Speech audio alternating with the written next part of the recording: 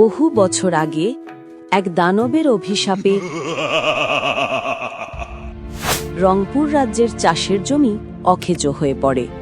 রাজ্যের এই দুরবস্থা দেখে রাজা ধর্মপাল অসুস্থ হয়ে পড়েন। কিছুদিন পর এক তান্ত্রিক উপদেশ দেন, তোমার বংশের কেউ যদি পূর্ব গাঢ় পাহাড়ের কাছে তেঁতুল গাছের নিচ থেকে এক মুঠো আলো ভরা মাটি নিয়ে আনতে পারে, তাহলেই এই রাজ্যের বিকাশ ঘটবে। গজধর আর ধনঞ্জয়, ভালো করে শুন তোরা। আমার বয়স হয়ে এসেছে আর রাজ্য চালানোর ক্ষমতা নেই। পূর্ব গাঢ় পাহাড়ের তেঁতুল তোলা গাছের নিচে আমার সমস্ত ধনসম্পত্তি পোতা আছে। তোদের দুজনের মধ্যে যে ওই ধন আর এক মুঠো আলো ভরা মাটি এনে দিতে পারবি, সেই হবে এই রাজ্যের পরবর্তী রাজা।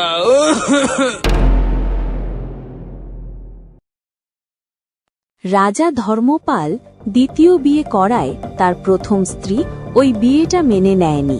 ছোট রানীর প্রতি হিংসা রাজার সামনে উল্লেখ করতে না পারলেও ওই হিংসা ভুগতে হতো রানীর ছোট ছেলে ধনঞ্জয়কে।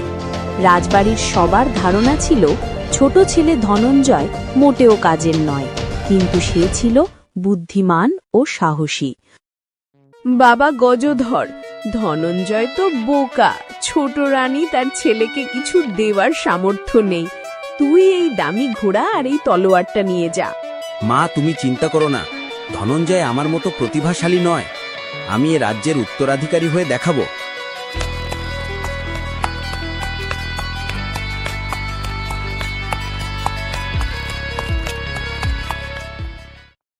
অপরদিকে ধনঞ্জয় তার মায়ের আশীর্বাদের সঙ্গে একটি ছেঁড়া কম্বলের মধ্যে একটি ডিম জড়িয়ে রওনা দিল।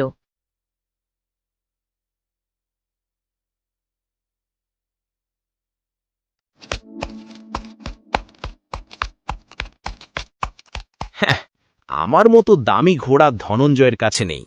আমি ধনঞ্জয়ের আগে পৌঁছে সমস্ত ধন সম্পত্তি নিয়ে নেব আর রাজা হয়ে যাব। ধনঞ্জয়ের হাতে কিছুই আসবে না। ও নিরীহ ছিল, নিরীহই থেকে যাবে।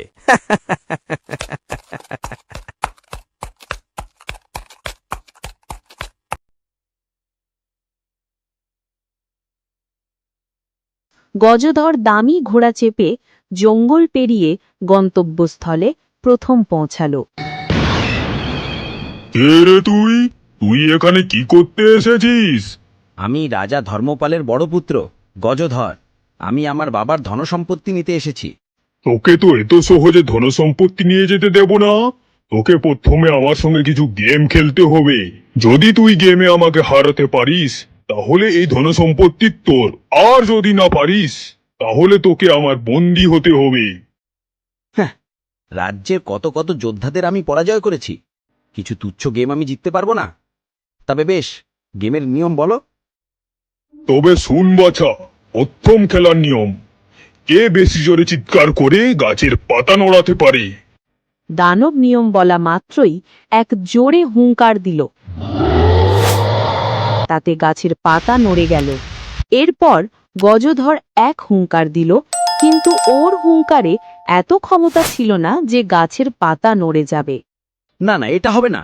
আমাকে আরেকবার সুযোগ দাও। এবার হেরে গেলে আমি তোমার বন্ধক হয়ে যাব।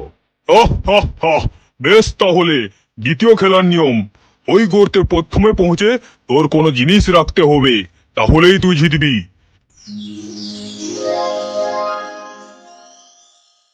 এই বলা মাত্রই দানব ও গজধর দৌড় লাগালো। গজধর 2 পা ফেলার আগেই দানব গর্তে পৌঁছে তেঁতুল রেখে দিল। শেষ প্রান্তের নিয়ম অনুযায়ী 2টি খেলায় হেরে যাওয়ায় গজধরকে দানবের বন্দী হতে হল।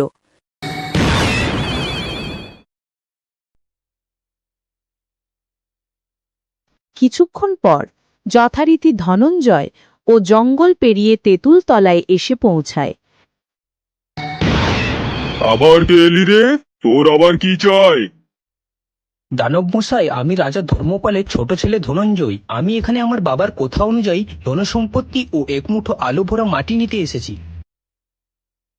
ও হো হো, তবে বেশ, তাহলে যদি গেমে আমাকে হারাতে পারিস তাহলে এই ধনসম্পত্তি তোর, আর যদি হেরে যাস তোকে আমার বন্দী হতে হবে। হ্যাঁ, তাই হোক। খেলার নিয়ম বলো। তবে শুন বাছা, প্রথম খেলার নিয়ম, কে বেশি জোরে চিৎকার করে গাছের পাতা নড়াতে পারে। নিয়ম বলা মাত্রই দানব এক হুঙ্কার দিল, তাতে কিছু পাতা নড়ে উঠল। ধনঞ্জয়ের বাড়ি আসতেই ধনঞ্জয় তার ডিমটা জোরে তেঁতুল গাছের দিকে ছুঁড়ে মারল। ডিমটা ডালে লেগে ফাটার সাথে সাথে ঘট করে শব্দ হলো ও কিছু পাতা নড়ে উঠল। ও দানব ভাবল এ তো নির্ঘাত ধনঞ্জয়ের গলার আওয়াজ। বাবা, তোর গলা তো দেখছি গাছ ফাটিয়ে দিল। আমি হার মানলুম, তবে এটা তো জিতে গেলি। দ্বিতীয় খেলায় ওই গর্তে পৌঁছে প্রথমে যে একটি জিনিস রাখবে ওই জিতবে।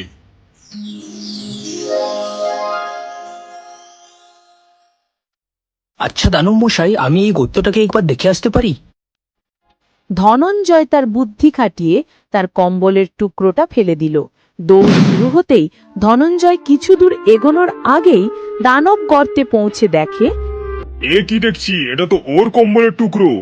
এ তো আমার আগেই চলে এসেছে। কি সাংঘাতিক! আমি আমার হার মানছি। কথা অনুযায়ী এখানে সমস্ত ধনসম্পত্তি তুই নিয়ে যেতে পারিস। আর এই আলো ভরা মাটি হলো, যখন কেউ এই ধনসম্পত্তি পাবে তখন যে প্রথম আনন্দের হাসিটা হাসবে, সেই হাসির আলো ভরা মাটি হলো আলো ভরা মাটি। ধনঞ্জয় খুশি হয়ে কুড়ুল দিয়ে গাছের নিচে খুঁড়তে লাগলো। দেখতে দেখতে মাটির নিচ থেকে বের হলো হীরা মুক্ত পান্নার ভরা এক বিশাল সিন্দুক। দেখে ধনঞ্জয় আনন্দে হেসে উঠল। সেই হাসির আলো যখন মাটির ওপর পড়ল, ধনঞ্জয় সেইখান থেকে এক মুঠো মাটি তুলে নিল। ধনঞ্জয় রাজার ধন সম্পত্তি ও এক মুঠো আলো ভরা মাটি নিয়ে রাজবাড়ি ফিরল।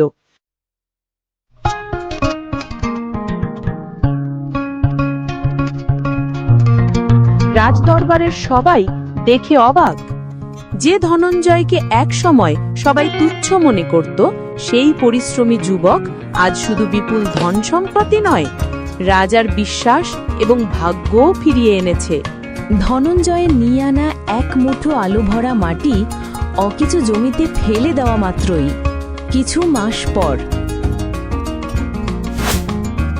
চমৎকারভাবে জমিগুলো পুনরায় ফলনশীল হয়ে উঠল। রাজার শেষ কথা অনুযায়ী ধনঞ্জয় সেই রাজ্যে সিংহাসনে বসল।